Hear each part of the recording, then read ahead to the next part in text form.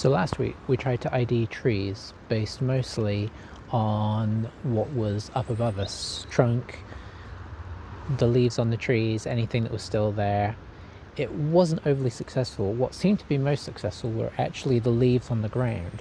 So what I'm thinking to do this week is gather a lot of leaves, try and get some variety, and see if we can pinpoint it down more by the leaves.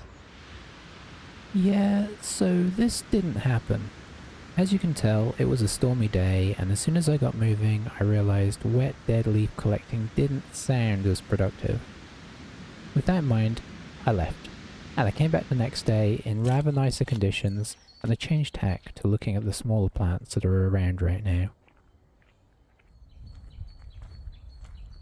Whilst much of the woods are dormant, or soon to be mulch, there are a few plants that have thrived despite the cold, or are making an early push to grow pre-spring.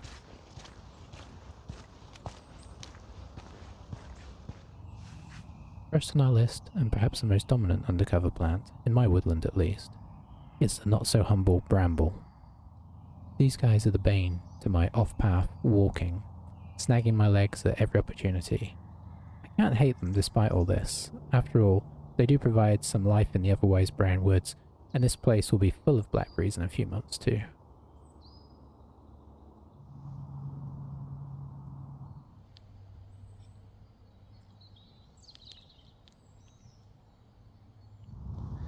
So we've actually gone ahead and found our first flower of the year.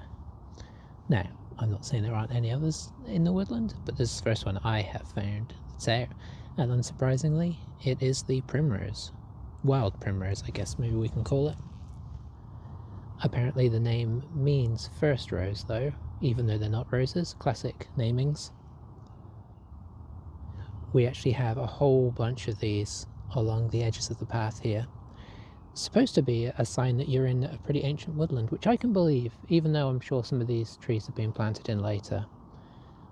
There are others which feel like they've been here a long, long time. A little trivia, if we can believe it, is that they used to be planted outside people's houses to ward off fairies. Though why one would want to ward off fairies, I couldn't say. Well, I thought we were most likely just to decide that this was moss, but a little research shows it could well be tamarisk moss, which has this fern-like leaves that you can see, albeit in miniature form. Just to give you an idea, the scale we're looking at here. Yeah, there's my finger. So, tiny little things, but they really take over and are one of the more vibrant colours that we're seeing in here right now, which is rather nice. There is a chance that this is another moss of a similar nature apparently, and unsurprisingly there are different types of similar, but it does seem likely to be the tamarisk. It's very, very, very lovely. The more you zoom out, the less detail you can see, but it just gives you that classic woodland floor texture, which is rather nice. There are big areas when you venture off the path where the entire floor seems to be covered by this moss, and it really does give it that mystical glen type vibe. Lovely stuff. I fear some plants are just going to be a mystery to me, at least for the moment, in their young form. This one right here is obviously doing really well. Seems like it's new and happy. On a little search for the leaves, it's come up with ideas like heal-all, which I didn't know that was the name for a plant, and I don't even know if it's UK based. Or perhaps dock leaves, which I know we definitely do have, but I'm used to seeing them in their bigger form, that which I've seen, so I don't know. We'll have to see, I guess. So our big problem is really that there are a lot of little plants here, and at this stage with small leaves you don't know if they're going to get huge, if this is the extent of their size. I may sound like I'm making excuses, and that's because in many ways I am, but I can see that there are many varieties of plant here, and lots of them look similar but slightly different. This is as with the trees, a lot more work than one might won't say hope. It's good that it's not just super easy, but it's definitely going to be hard. We've kind of done the easy ones that I already somewhat knew. Now we're moving on to trickier pastures. So in the ever-growing list of plants I am very unsure about the idea of, this guy could be wood spurge, which is one I hadn't heard of, but it does seem to have this rough petal shape of what we look for. Apparently it has a milky sap that is toxic and is used to tip arrows. I'm not going to test that out. I'm just not sure about it though.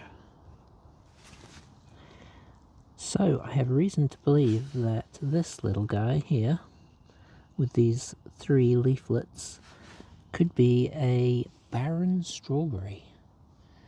I guess it's part of the strawberry family, but does not produce strawberries, which some people would argue is the whole point of strawberries. Anyway, it should get flowers in the spring, so maybe we'll be able to re-identify once flowers start popping up.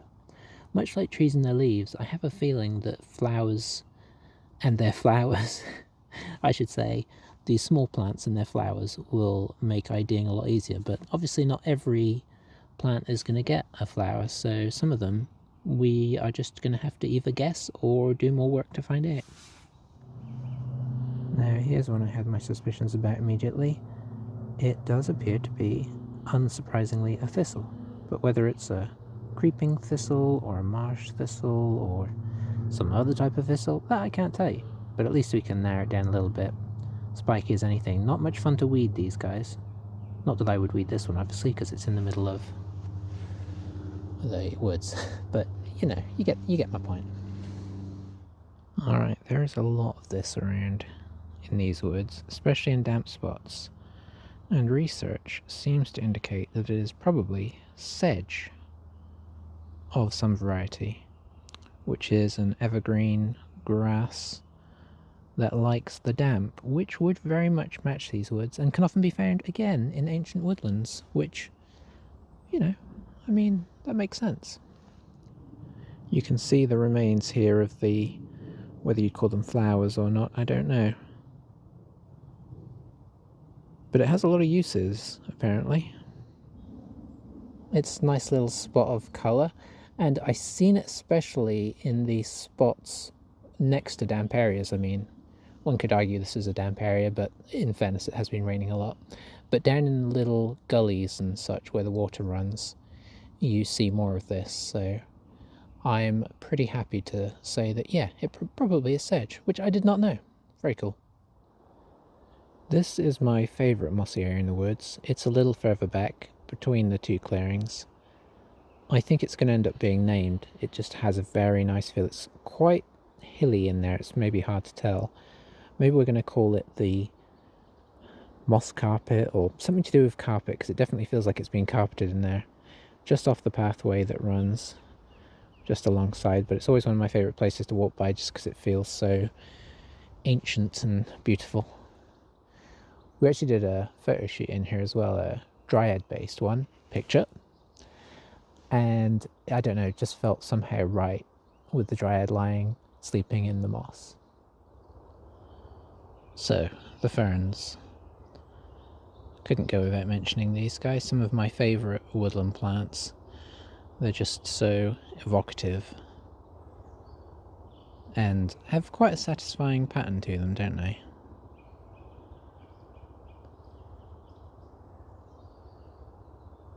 Now, why are these ones so vibrant and happy, and yet other ones in the woodland, such as these ones just down the path by about 10 metres,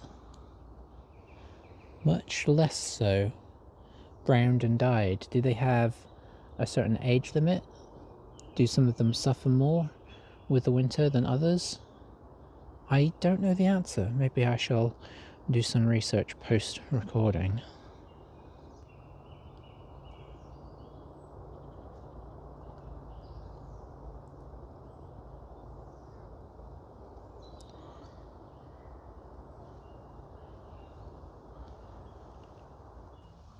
Now these brambles are a lot redder. These are out on the verge and hence have a lot less tree cover, which is making me wonder, does a lack of tree cover mean that they go redder in the winter due to less protection? Well, let me zoom out and show you the scope of how much we've got here. So much brambles. But yeah, definitely on the whole a redder tinge to the ones out here, and it just makes me wonder. So here's an interesting one out near the stump of viewing. I think these may be related to those tiny, well, I thought they might be related to those little plants earlier that I think we said it was being identified as spurge. Now when I looked up this, it said spurge laurel, so maybe there is something to that. I don't know, maybe it's just that they both have the similar look to them, albeit these are much bigger.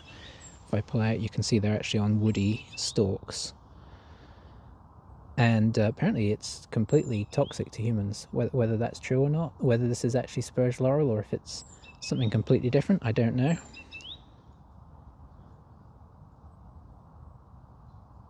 But yeah, interesting stuff. They're like little sort of, I guess almost you could call them mushroom shape crowns on taller branches.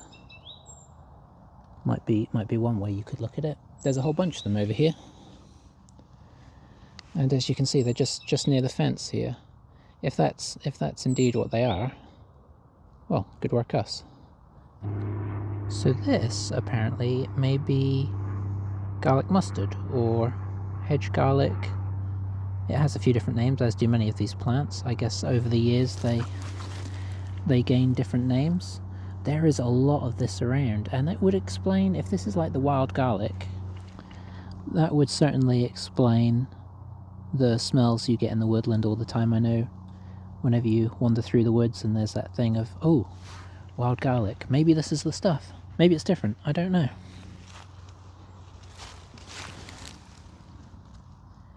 Apparently though, their early growth is these heart-shaped leaves with the notches cut out of them.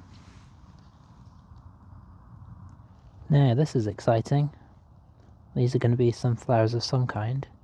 Look like they've grown out of almost a bulb-like situation. I don't know what they're going to be. Are they going to be snowdrops, daffodils, crocuses? I don't know. I'm just guessing at things that I can think grow early on. Anyway, there's a lot of them scattered amongst all the grass and garlic and such things, so we will keep our eye on these, and as soon as things start sprouting flowers, we will get back to them. They're just tiny though. Fingers for reference. I nearly managed to finish without mentioning ivy, which is everywhere in the woods but also blends in. I will pull back a touch and you'll see that this, as much of it is on a tree, or in this case a tree stump. It's beautiful stuff, isn't it? I guess in its own way it's also extremely invasive. But yeah, snaking its way up the side of a tree stump, or in fact our tree stump that we come and stand on. Apparently this guy is Herb Robert, or Stinky Bob, or Bloodwort, I think was the other name, common name. I'm sure there are many others. But there is a carpet of this out by our standing stump, and it is quite indistinct. You could easily just walk over it without noticing, but it is spread all over the place. If I pull back, you can see there's tons of it there, and as I pan over, you can see it all scattered there, amongst other things. But there is a lot of it back here. Let me scoot over here real quick. Rampant. Apparently it will get little flowers in the spring. We'll see if we are correct about what it is. We will hopefully be able to confirm this when flowers start popping up. So what have we learnt in this little experiment into IDing plants? Well, I think we've learnt that this may not be the best time, much like with the trees. Maybe I'm getting ahead of myself with what we're trying to do here, doing it at one of the harder points to do it, when with the trees, obviously no leaves, with the plants maybe too young. We did get some of them though, and it is fun to feel like now I can point at sedge and say what it is. Some of the other ones I'm less convinced about, I'll be honest, but we will try and keep building the list. I think with this kind of thing, building it slowly is the way to do it. That's what I've done with birds. You just learn one or two at a time, and then you keep pointing it out to yourself when you see it and go out, and that gets it cemented in your brain. But what I'd really like to do is just keep doing that and really get to know all the little plants, because it just feels better when you know it somehow. It's really hard to put into words why that is. It's fun to be out in nature, but the more you can take note of it, somehow that makes it more real, makes you feel more a part of it, like you really know what's going on. You can take notice of when things happen. I use birds as reference a lot because that's my thing that I've really always concentrated on. And with birds, I think what it means is you start to note the habitats where you're likely to see them, which is fun for spotting new ones. You also notice patterns with them, and if patterns change, which I suppose as a more scientific thing is useful in some ways. So yeah, we will keep learning. We won't give up, even though obviously it's proving pretty tricky to ID everything. We'll just keep working at it, chipping away as the year goes on.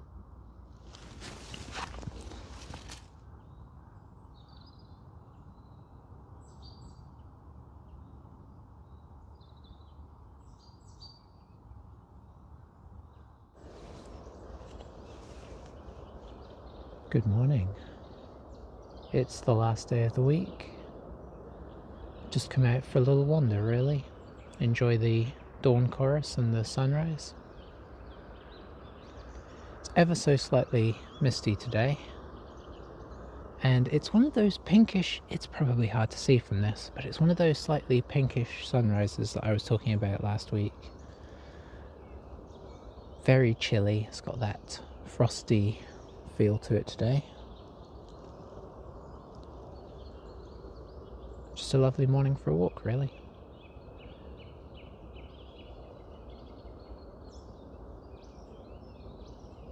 We are at the verge, just walking along there. There has been a lot of rainfall the last couple of days, a lot of flooding in the local area, and I have no doubt that Rita Woodoo is a bit of a nightmare to get through still, so we headed straight for Lift Halt.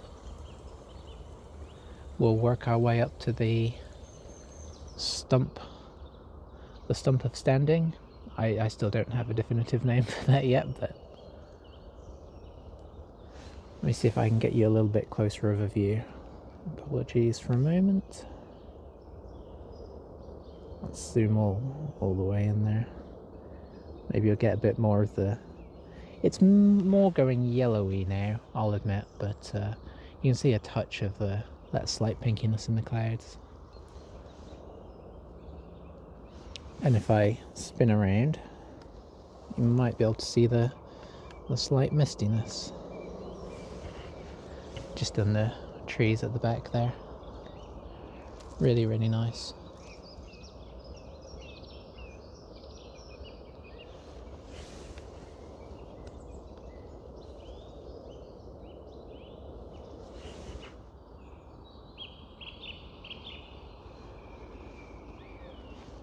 We were just walking up through the soldiers on the way to the standing stump, and I mean, look at it.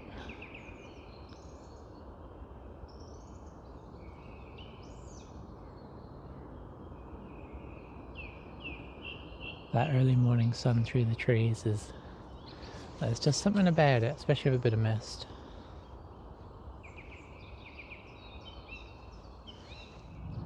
Whilst we're at the stump of standing, we've been talking about plants. I guess we could touch on a mushroom. We'll obviously come back to them probably in autumn and try and do a mushroom hunt. but this guy is growing on the stump of standing itself, and apparently could be a velvet shank, which is a winter mushroom that grows on the stumps of old trees. So I mean, all of the info fits. But yeah, he was bright orange when he came up. I think I included him in one of the earlier videos. But there it is, before it disappears. You know how mushrooms are. It's definitely still winter, you can feel that. But at the same time, when the sun comes out, you can feel that everything is ready to go for spring. All the plants are just on the verge of coming out. I think as soon as we get a few more degrees, everything's just going to go start growing.